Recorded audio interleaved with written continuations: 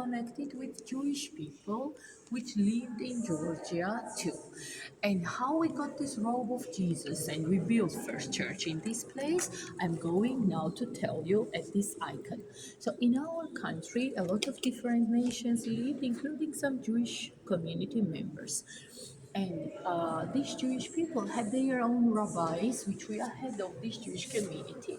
So look please here, Rabbi Elias was during the crucifixion of Jesus Christ in Jerusalem.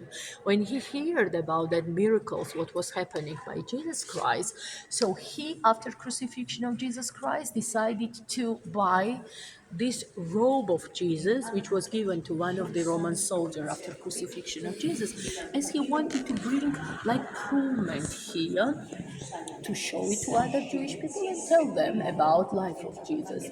This rabbi had sister, a young girl, Sedonia, and when this girl met her brother, she held this robe in her arms and she heard about that people did not recognize Jesus, and she believed that Jesus was Messiah. She felt so deeply these emotions that after this emotion she died. So this girl with a robe of Jesus Christ in her arms, as it was impossible to separate from each other, was buried in this place in the first century.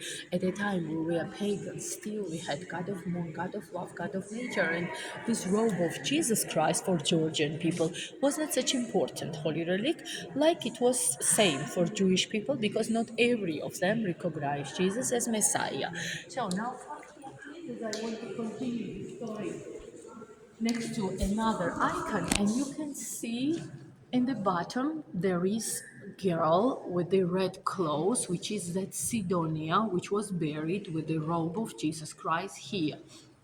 On her tomb at the time grew just tree, Lebanon cedar tree, which was later chopped down when Saint Nino, with a blue line on white dress, that girl brought Christianity in our country, and by decision of our king, exactly that tree was decided to use as the material for first wooden church, which they decided to build around of that place where was already buried that girl with the robe of Jesus. And happened such miracle thing that when they chopped down that cedar tree, from that place where a tree was chopped came out the holy oil, some kind of liquid, some kind of tears was coming out. And when people saw that such miracles were happening in this place where now the stone construction was, but before there was the wooden pillar, so when they started touching this pillar, touching this oil, so if they were ill they become healthy. If they ask some wishes, their wishes come true.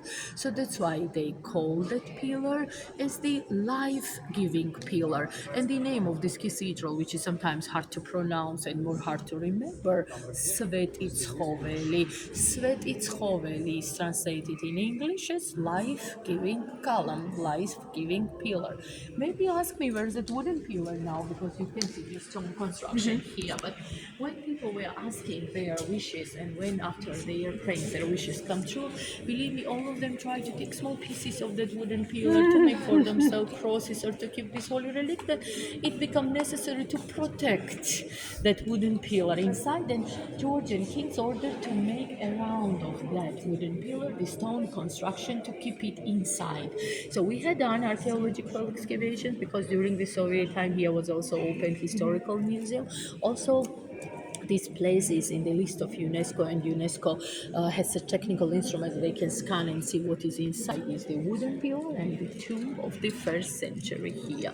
For us, it's enough proven to believe that robe is in that tomb which we found there, but nobody has seen this robe from the first century. But